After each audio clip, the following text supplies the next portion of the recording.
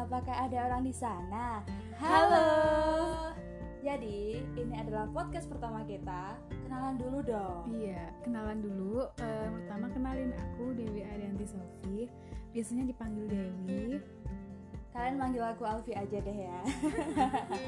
Nah, ini segmen pertama sambat online kita. Emangnya apa nih? Jadi kita bakalan sambat online tentang rencana masa depan. Kalian ini nih pasti udah familiar banget gak sih tentang rencana masa depan? Atau udah punya planning buat masa depannya kayak gimana? Maaf, suram. Kadang kalau kita ditanyain soal masa depan tuh kepikirannya selalu gini, apa ya, mau jadi apa, abis ini ngapain, abis lulus ngapain, abis SMA ngapain, gitu Iya, gak sih? iya bener banget Mbak, soalnya kalau masa depan itu kayak masih Diraba-raba, ngawang, iya masih terawang. ngawang gitu kan, jadinya belum sesuatu yang serius dan pasti. Aduh. Tolong yang kemarin belum ngasih kepastian, enggak, beda. Beda segmen. Kembali ke benang merah ya guys. Jadi mulainya dari mana nih? Bingung. Awalnya nih kayak aku mau nanya dulu Mbak Alfi, punya rencana nggak sih di masa depan kalau misalnya bakalan kuliah di UB terus bakalan ketemu lingkungan sosial yang seperti sekarang kayak gitu? Jujur nggak ada. Nggak kepikiran ya? Aku tuh apa ya, orangnya berplanning tapi planningku tuh selalu nggak sesuai. Jadi kayak aku mau sekolah di sini, terimanya di sini. Aku nggak ada niatan sekolah di UB, beneran. Aku pengen di STAN, dah nggak keterima terus. Tapi SNMPTN ku masuknya ke UB. Ke UB, iya. Pendidikan bahasa Inggris tuh aku ngasal, serius. Oh serius ngasal Yang Mbak? asal masuk aja gitu. Ya udah, ya berarti emang rezekinya di situ. Iya gitu. sih. Sengasal-ngasalnya kita kalau emang bukan rezeki ya nggak bisa gitu. Tapi rencana Tuhan lebih indah nggak sih Mbak? Asik. Gak kuat aku tuh sama yang rencana Tuhan. Jodoh mana? Ngebet. Kalau Dewi sendiri ada nggak sih kayak planning terstruktur gitu, kayak aku habis ini mau gini, aku habis ini mau gini, ada nggak sih kayak gitu? Kalau dibilang planning terstruktur sih pasti enggak. Tapi kayak dari aku sendiri kayak udah punya target kayak abis ini lulus itu bakalan mau kemana. Tapi meskipun belum jelas ya, yang pasti kayak bakalan jadi pekerja. Karena aku tipikal orang yang masih belum siap untuk menghadapi pendapatan yang naik turun. Jadi kayak pengennya masih yang stagnan dulu, merintis tapi dapetnya yang stagnan. Baru nanti kalaupun udah modalnya udah cukup, baru buka usaha atau yang lain kayak gitu. Berarti ada rencana buat jadi wirausaha nih ya? Iya, itu kayak planning alternatif sih Mbak. Mungkin. Emang apa ya? Jadi pengusaha tuh kita harus siap bangkrut, Bener. siap rugi. Jangan mikir enak-enaknya doang lu pada semuanya nih. Aduh. Kesel gua aja. Astagfirullah. Jadi gimana ya? Ngomongin soal pekerjaan, kalau aku dari dulu tuh cita-cita selalu ganti-ganti nih. TK tuh pengen banget jadi dokter ya. Iya Keren benar. gitu. Dokter Alfi. Aduh, gitu kan. itu pasti cita-cita semua anak tuh kayak gitu ya Mbak ya. Pengen jadi Polisi apa? TNI Iya, ya, benar Allah, makanya. itu laku banget. Kenapa? banget. Tolong guru TK klarifikasi kenapa. Jadi ketika SD aku pengen jadi guru, SMP pengen jadi penyanyi, Asik. SMA pengen jadi dosen. Iya, ganti-ganti ya Mbak. Tapi ketika aku kuliah, aku nggak pengen jadi apa-apa guys. Jadi Iya, benar. tolong ini tidak baik untuk ditiru. Karena ketika kita udah dewasa tuh pasti udah nggak ada feel itu loh. Iya benar-benar. Kayak semakin dewasa tuh kayak semakin malas buat mikirin cita-cita.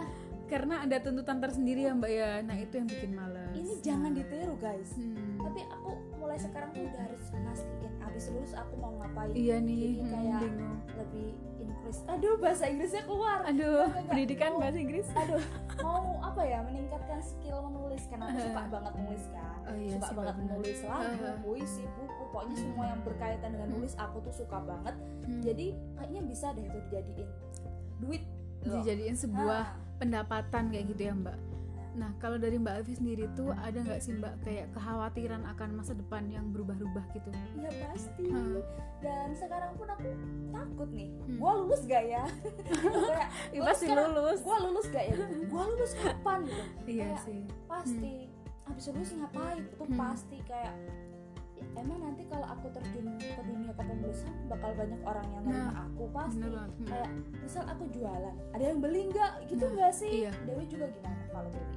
Kalau aku sih pasti ada ketakutan di masa depan ya mbak, terutama kayak dengerin omongan tetangga tuh kan pasti kayak aduh, the power of emak-emak tetangga, aduh. The power of Nggak boleh nggak ada sensor, nggak ada Iya. sensor. Itu kan kayak udah kuliah jauh-jauh gitu kan, ujungnya Balik ke keluarga, balik lagi ke rumah gitu kan, kayak Cukup sayang tahu. duitnya kayak gitu-gitu kan. Terus kayak percuma kuliah tinggi-tinggi, ujungnya jadi istri di dapur di rumah, kayak ngelahirin gitu-gitu, ngurusin anak gitu kan. Mesti nih itu isi kepala tolong diasah ya, otak tuh jangan buat rasanin orang, rasanin apa sih, gunjing orang doang, gunjing orang, menghibah. pikir ibu-ibu nggak sekolah anaknya mau jadi apa, anaknya mau jadi rentenir. Benar, Tolong, kita tuh sebagai perempuan harus cerdas guys, benar. pendidikan itu penting. Benar, karena kalau aku dengar dari teman-temanku nih, katanya ibu itu adalah madrasah pertama bagi anak-anaknya kayak gitu. Masya Allah, Ukti Dewi, Masya Allah. Jadi yang wahai laki-laki yang ingin mensegerakan, boleh nih, lagi kosong guys, belum ada saingan, Aduh, belum cukup umur guys. keburu ada yang lamar. Nah, kalau menurut Mbak Afi sendiri nih, kayak mungkin nggak sih kita bakalan kerja di bidang yang nggak linear sama jurusan kita? Oh pasti. Jadi kita harus siap. Makanya aku tuh dari SMA, dari semester baru lah, semester baru kuliah ini, aku udah kayak mencoba yang bukan bidang aku. Paham. Aku cuma suka nyanyi tapi nggak profesional nyanyi. Terus aku nyoba. Terus penulisanku dulu kan cuma di fiksi. Nah sekarang aku nyoba ke artikel, ke ilmiah gitu ya mbak ya. Berita yang kayak gitu tuh aku nyoba. Terus kayak naskah skrip drama, FTV yang kayak gitu tuh aku nyoba kan. Keren. Terus pengen apa sih yang bisa aku lakuin, kayak wirausaha gitu. Iya sih. Jualan ya gagal nggak apa-apa, yang penting aku coba bidang-bidang baru lah. Takutnya nanti kan nggak pasti ya gue harus jadi guru, guru macam gue anjir. Astagfirullah, lambungnya tolong ya, ini tolong dikondisikan. Tolong dikondisikan. Nggak apa-apa sih guys, emosi panas kipas. Nggak apa-apa sih mbak, pasti semua orang punya kekhawatiran masing-masing. Nah makanya itu kita harus bisa mengeksplor diri lebih dalam lagi ya mbak ya, kayak gitu. Iya dong. Dan menurut mbak itu kita harus peka terhadap lingkungan sosial nggak sih mbak, kayak apa yang lingkungan butuhkan, kayak social branding, apa sih, kayak personal branding juga kayak gitu-gitu, perlu nggak sih mbak? Kalau gua soal lingkungan orangnya bisa jadi dua nih. Yang pertama gua bodo amat, yang kedua gua bakal care. Gua bodo amat sama lingkungan yang mereka neken gua banget, yang lu harus gini, lu harus gini, jadi mak jangan gini, jadi mahasiswa. Enggak, gua bakal bodo amat sama orang-orang kayak gini. Tapi kalau lingkungan yang care banget sama gua, misal kayak oh iya kamu bisa, gua bakal care banget sama lingkungan yang itu. Nah masalah personal branding, gua lagi ngebangun nih, misal kayak sosmed kita yang awalnya sambat doang, kayak aduh ngapain kuliah, aduh capek, enggak lagi kayak gitu. Jadi nguploadnya tuh kayak quotes, foto-foto, terus video puisi, yang pokoknya personal branding kita bagus. Katanya kalau kita cari beasiswa, orang-orang bakalan ngelihat medsos kita loh. Hati-hati jadinya. Jadi kayak personal branding itu emang diperlukan, tapi kita juga harus bisa selektif sama lingkungan sosial ya. Iya benar banget. Jadi kalian tuh jangan mau diperbudak lingkungan. Bukannya aku ngajarin individualisme, tapi kalian tuh harus sehat, Rek. Kepikiran omongan orang terus-menerus itu juga nggak enak. Nah, toxic people tuh benar, banyak. toxic people tuh banyak. Jadi kita harus ngurangin toxic people, terus terutama jangan sering-sering ngelihat postingan orang di Instagram ya mbak ya. Soalnya kayak kehidupan orang tuh bakalan kelihatan sempurna banget di sosial media. Gitu kan. Nggak tahu aja tuh habis itu nangis. Bener, waktu itu aku juga pernah mbak kan, waktu itu kan aku pernah ke Bali kan. Aku tuh cerita ke temanku, ke aku tuh di sana nggak senang tapi aku nangis. Bukan corona. Aku tadi keselak air. Terus aku nangis kan, terus temanku tuh bilang, kok kamu di postingan kelihatannya bahagia aja, mana nangisnya gitu kan. Nangis terus di posting ngapain bu?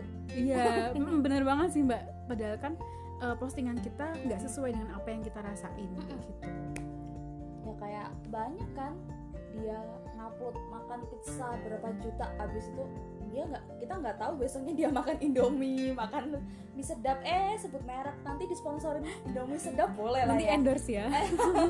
Jadi kayak kita nggak tahu, misal mumpung makan steak, dia foto nih upload, besoknya kita nggak tahu dia makan steak tiap hari apa enggak. Iya sih. Jadi positive thinking aja lah, jangan irian jadi orang tuh, otak tolong. Ya itu loh guys, tolong dibenerin. Tolong dibenerin. Itu tuh kadang yang salah tuh bukan yang posting, tapi kita sendiri yang iri dengki. Tolong. Iya sih. Udah nggak punya duit jangan iri coy. Ya udah. Jadi kita harus siap mungkinan iya. guys. Kalau misalnya kita juga nggak punya uang, ya kita juga sadar diri ya mbak ya, harus ada usaha lebih untuk mendapatkannya. Kita ngomongin masa depan, kenapa jadi postingan IG dan iri dengki? Astagfirullah. Tapi ini berkaitan loh, kayak orang-orang masa depannya tuh kayak cerah, dia ngupload ke luar negeri, kayak tiap hari ke luar negeri, kuliah luar negeri, S2, S3, S4, emang ada S lilin. Kayak gitu, pokoknya dia sukses punya istri ganteng, istri keempat, kaya, istri kaya, istri cantik, suami kaya, suami duda, ya kayak gitu-gitulah. Dan kita wah enak banget kalau gue jadi dia, pasti nih gue beli, gue pengen beli barang tanpa lihat label harga, itu cita-cita gue. Oh benar, nggak apa-apa sih mbak, mantap, asal juga ini ya, kita juga mendapatkan yang setara. Wah itu. Jadi mungkin kita ke pesan aja kali ya. Ke pesan sih dulu deh. Dari aku kayak konklusinya kayak konklusi guys. Kebiasaan presentasi. Iya benar. Kita harus siap menghadapi kemungkinan apapun yang terberat dalam hidup kita, entah itu di bawah, di atas, di samping, di belakang juga ya. Gimana? Maksudnya di samping itu gimana? Jelasin dulu. Jadi lebar nanti. Aduh melebar nih gua liburan. Efek di rumah aja guys. Efek di rumah aja. Lebaran juga. Bukan lebaran tapi lebaran.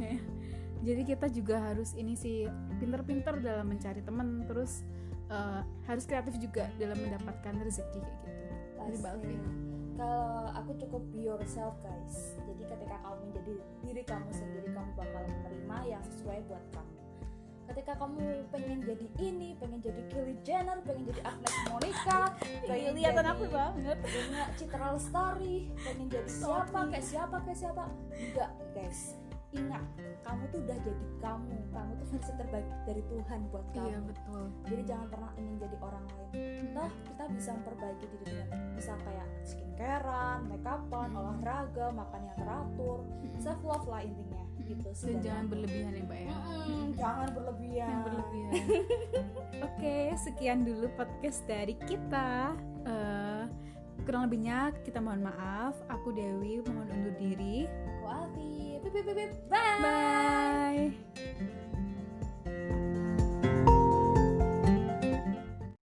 Jangan lupa subscribe untuk mendukung setiap karya yang ada. Jangan lupa like, comment, dan share sebanyak mungkin. Terima kasih.